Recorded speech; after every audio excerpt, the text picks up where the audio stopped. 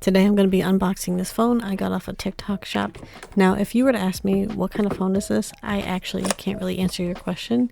The listing itself just says smartphone 6.5 inch, which I don't even think is 100% accurate. There's no branding or whatever on this phone. It's clearly a knockoff of a different kind of phone, but I was just curious to see how this one works. I really do like the color. It's really nice, like pearlescent purple, so I do like that.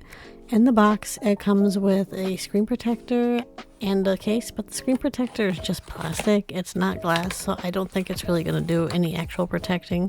And then again, you just get this nice little clear case, and at least it fits, so I do like that. You also get earbuds and a charging cable. And I'm going to play how long it takes to boot up, and I'm not going to fast forward through it. I just want you to see how long it takes for it to boot up. It's very slow, which I'm not surprised. It retails for about $100. So I wasn't expecting much from a $100 phone, but I was just surprised at like how slow it really is.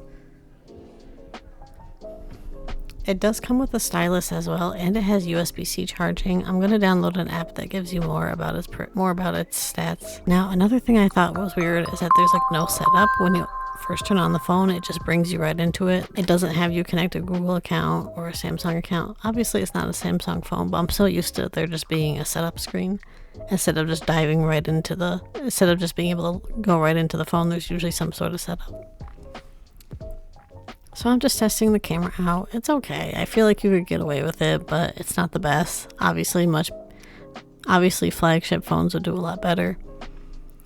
And even though I connected to Wi-Fi, I had trouble just getting to the sign-in page for Google. So I ended up installing all the apps from APKs. So I had to learn how to do that. And here's the stats for the camera itself. Do I know what any of this actually means? No, but I just give it to anybody who wants to see. It has 4 gigabytes of RAM. This is the stats of the screen. And the CPU monitor as well. Now, I was able to install some games, and the ones at least that I installed actually apply okay. I like to play Good Pizza, Great Pizza, and it actually runs really well. I will say, though, the stylus itself is not very good. It, like, lags a bit, and it's not very responsive. I don't know if that's the phone's fault or just the stylus itself. Maybe the stylus is too cheap. So after playing with it for a little while, I ended up just using touch controls, and that worked out a lot better. Since I had trouble connecting to the internet, I haven't really installed any online multiplayer games to test out because I just can't get it to connect to the Google Store for whatever reason. So I don't really want to install any more APK files. I'd rather just install it the normal way.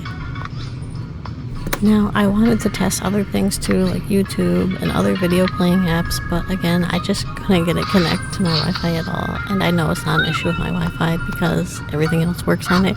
So there's an issue with the phone itself. And I'm not really sure why I couldn't get it to connect. I assume something's broken, or obviously it just doesn't work. But, so I couldn't test any of the video playing apps I wanted to, and I also wanted to test some online gaming, but again, it just did not work out.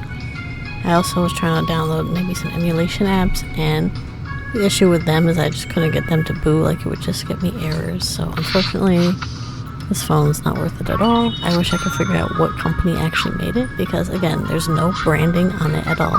There's no name, like who makes it, so I'm not really sure how to say. Because I felt like if I could find the brand, at least I could look up some things, but again, there's just no branding on it, so I generally have no idea what to do with it. Oh well.